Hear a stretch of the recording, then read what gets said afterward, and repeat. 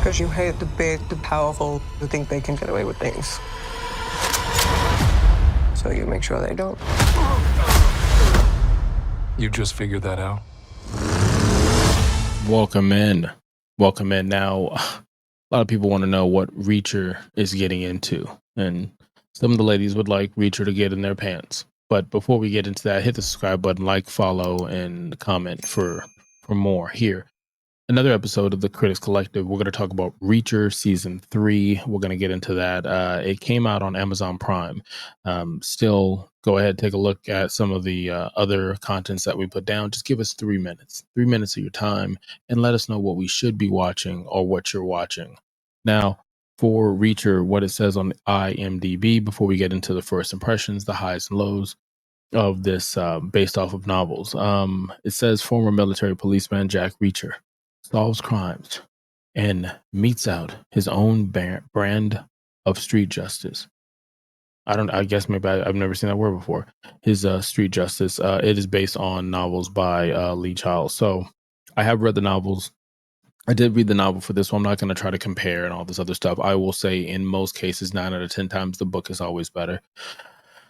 Because you can make your own imagination of what's going on. And a lot of times it's more detailed and you don't sit there and say, wow, this book is over an hour and 30 minutes. No. Anyways, so for this, my first impression was Jack Reacher. I'm enjoying this character, Alan, who you probably saw on the first few seasons of American Idol. He was on that. Aquaman for Smallville. He's done some roles and now he comes back bigger and beefier and he's Reacher. And there's a campaign right now to make him Batman.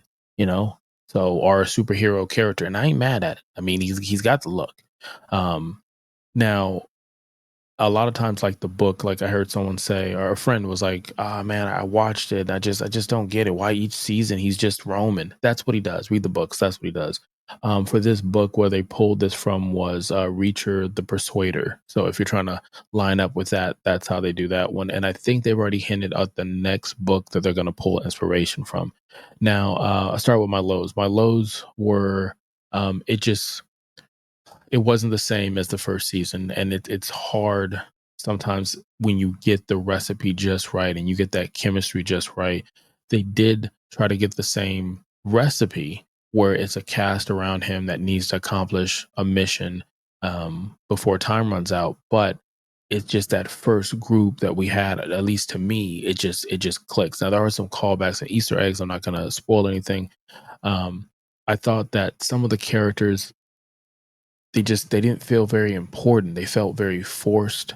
I thought some of the scenes that would set up like relationship stuff, like just the sex scenes, which who's no one shying away from it, but I just felt like they didn't feel very natural. They felt like, okay, this is who the person's gonna be. It's gonna happen right around here.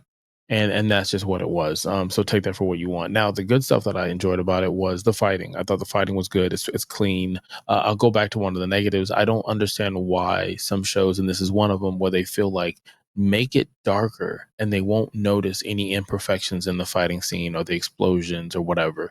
How about you make it brighter? Like, we have these great televisions and cell phones we're looking at, and there's tons of movies, whether action or not, and they just hey, let's just put a filter in front of it and make this super dark. And sometimes we can see that it's shot in the daytime and you're using a filter. We get it. Just lighten it up a bit so we can see what the fuck is going on.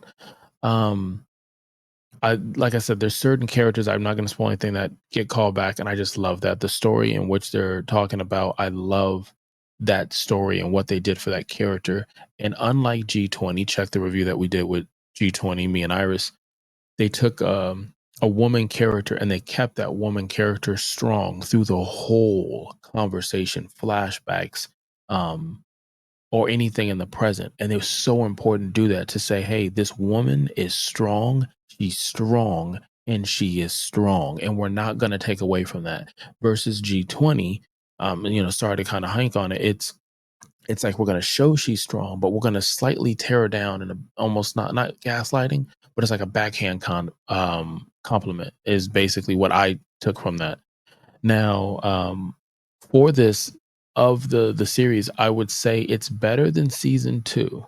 but nowhere near season one. Season one, in my opinion, just had a special magic to it. Now, there are certain episodes that I will say, if I said, hey, what are the episodes I would say would be the best one? It'd be episode 3 of this third season. Number 2 with a bullet. I enjoyed that one. And the final one, Unfinished Business. I enjoyed how that flowed and put together. So those are my 2 episodes. Go ahead and let me know in the comment, was an episode that grabbed your attention. Now, with that being said, there's only one thing left to do. It is time to rate this thing. Our rating system goes from 0 to 5, with 5 being excellent and awesome, and 0 being horrible, multiple thumbs down, probably no thumbs at all, maybe just your arms crossed in a disapproving, fatherly, parently kind of way. Now, before I go ahead and get into the ratings, I just want to say, check us out for 3 minutes. That's it, 3 minutes. And let us know in the comments what you're watching or what we should be watching. Hit the subscribe button, like, and follow for more content from the Critics Collective. Now, my rating on this one is going to be a 3, though there were some highlights in some of these character developments and the fighting scenes and kind of the way they close it up. I felt like they closed it up really well and put themselves on a good pace for the next season to be phenomenal. I won't say phenomenal, to be better. And there could be strikes and other stuff that might have happened throughout the production. You know, Hollywood is a little wonky right now with that for the last few years. So I'll give the benefit of doubt, but there just wasn't anything in here that was memorable, like The Residence, or Residency. I can't remember what movie. It's a series that we did the review, the murder mystery that's on Netflix, that I think about constantly, especially the AB in that one. And AB is a name. It's the director from Brooklyn 699, or I can't remember the show now, but Point Blank, like stuff like that. That's what I'm saying. Like that just it is memorable, so it held a higher prestige to me. And this one, not bad. I would still recommend watching it. Just didn't do it for me all the way. But could have been anywhere in the world, and you chose to be here. Until next time, click loud.